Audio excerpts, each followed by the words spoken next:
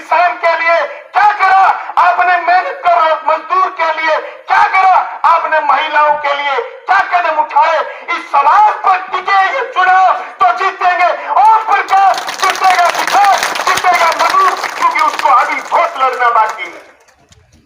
ये सवाल आने चाहिए। भारतीय जनता पार्टी के लोग जिस तरीके से देश में जाति और धर्म का जहर घोल करके बड़े पूंजीपतियों को इस देश को लुटाने के लिए आतुर है। मैं समझता हूं आपके कितराना टोल पर बैठ करके जो लड़ाई लड़ी गई, आपके ये जो तार निकलते हैं गांव गांव से बिजली के, इन पोल के नीचे आने वाली जमीन के मुआवजे के लिए जो लड़ाइयां लड़ी गई, आपके बच्चे जो फौज और पुलिस में लगते थे उनका जिस तरीके से आपने निजीकरण देखा है। आपके पास एक चीज होती थी फौज, आपका छोरा, हमारा भाई, हमारा बेटा जो कद काठी का मजबूत होता था, फौज में जाता था, फौज में भर्ती होता था, जनरल कर्नल तक के पदों पर गए थे, वो सारे के सारे बंद करने का प्रोग्राम मोदी ने बना लिया और नए नाम लेकर के आए अग्निवीर। भाइयों, आपका तो मुझे पता नहीं या क्या स्थिति है, ज्यादा मैं नहीं समझ पा रहा, लेकिन हमारे यहाँ तो जो अग्निवीर लग गया उसके रिश्ते भी ना होते। लोग ये कहते हैं को 4 साल बाद रिटायर आ जाओ, आज में बंदूक पकड़ के आओगे, पहली पोट तो अंत छोरी डली देगो और फिर निकल डली देगो और छोरी डली आपको। 4 साल की नौकरी, उसके बाद बेकारी, बताओ ये नौजवान कहां जाए।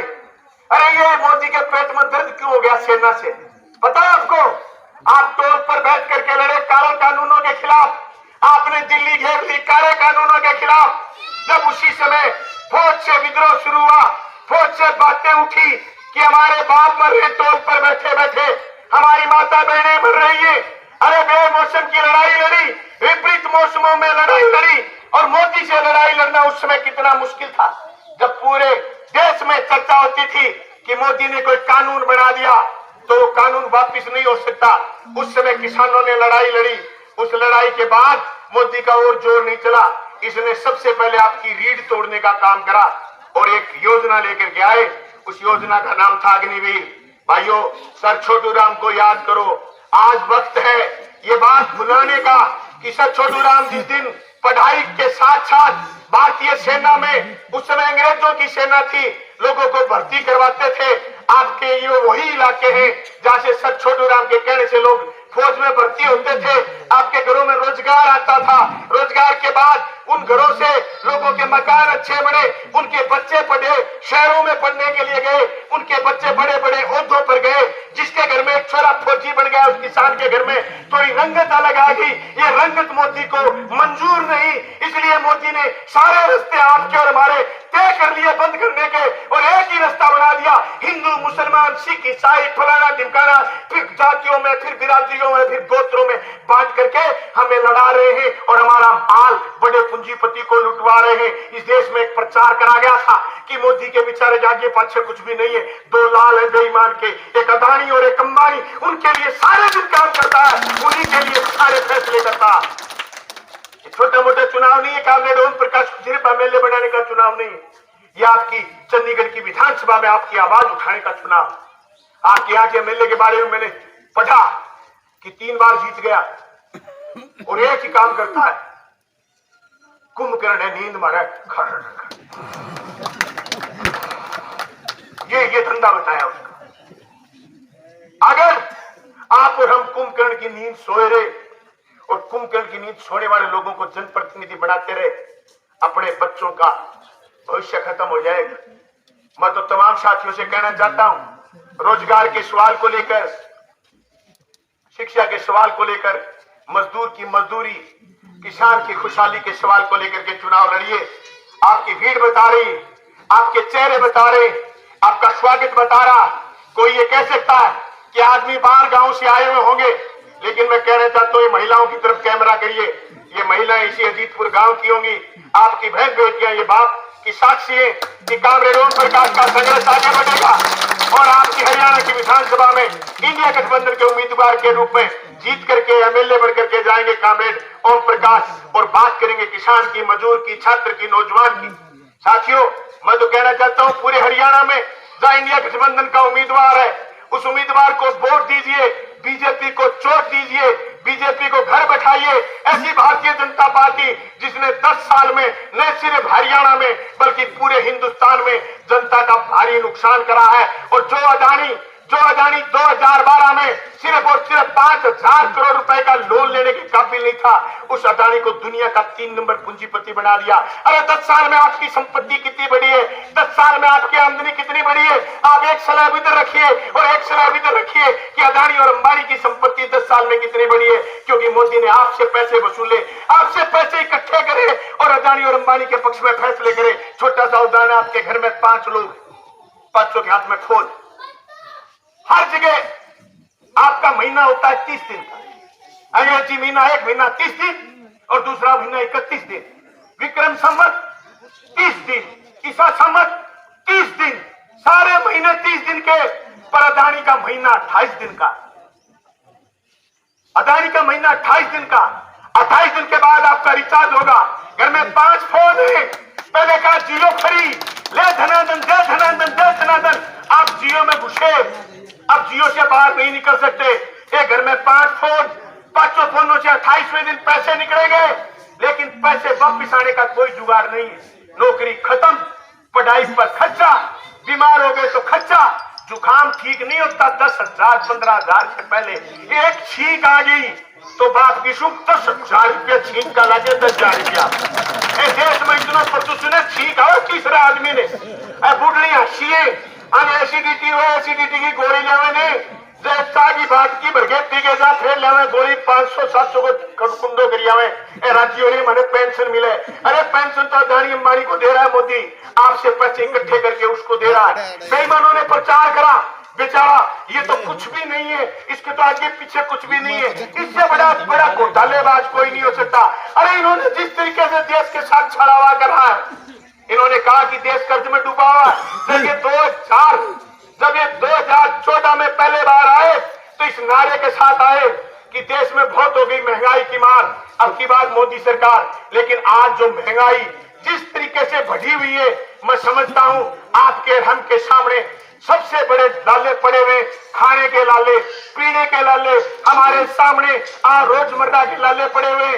जो हिंदुस्तान आज से 10 साल पहले 55 लाख करोड़ रुपए के घाटे में था, आज उस हिंदुस्तान को ये 205 लाख करोड़ के घाटे में ले गए और कह रहे हैं कि मोदी के हाथ में, मोदी है तो मुमकिन है, मोदी के हाथ में देश सुरक्षित है। मैं कहता हूं इससे बड़ी सुरक्षा कुछ नहीं हो सकती कि आपके हर आदमी की, आपके हर बच्चे की टेलीविजन के जरिए मानसिकता खत्म करने का काम करा जा रहा है। अब 24 घंटे टीवी के आगे बैठिए, आपको आपका एक शब्द नहीं मिलेगा।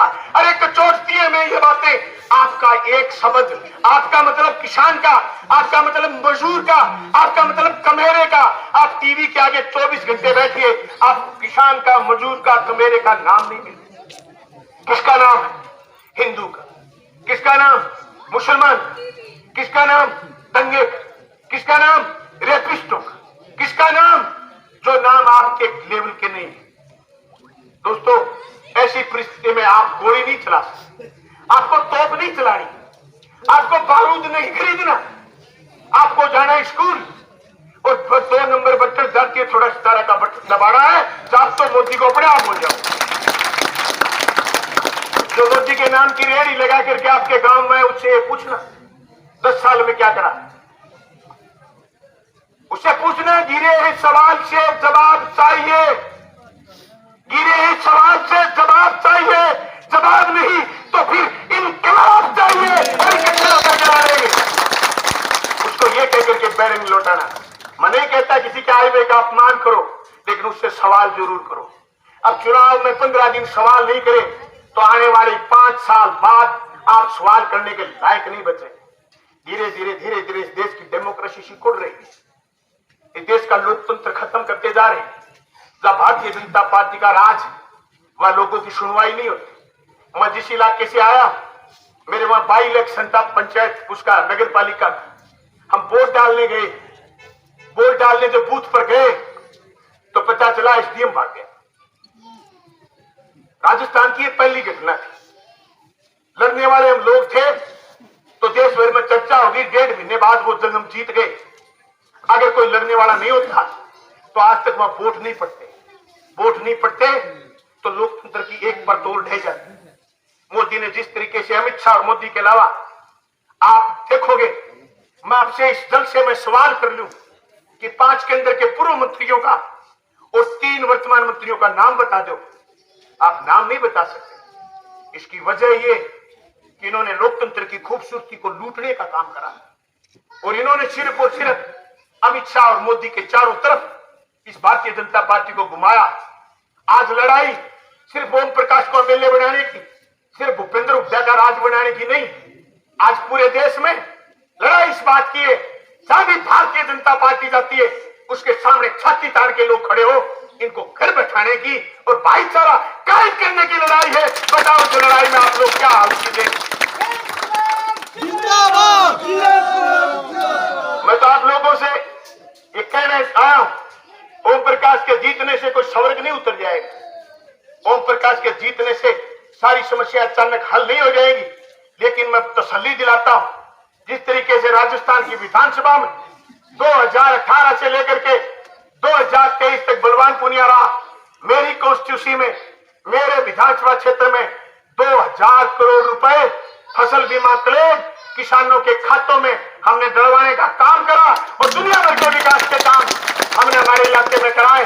एक कम्युनिस्ट पार्टी के कार्यकर्ता अगर एमएलए जीत करके विधानसभा में जाएगा, मैं कहता हूं जिस तरीके से हमारे निशान पर दांती थोड़े के साथ एक अलग से सितारा है, वो सितारा अलग से चमकता हुआ आपको दिखाई देगा, वो है आपका कामरेड ओम प्रकाश। मैं आज कामरेड ओम प्रकाश और आपके बीच ज्यादा समय नहीं लेते हुए कहना चाहूंगा कि आने वाली 5 तारीख को दांती थोड़ा सितारा का बटन दबाएंगे, ओम प्रकाश को जिताएंगे। आपका बहुत बहुत धन्यवाद।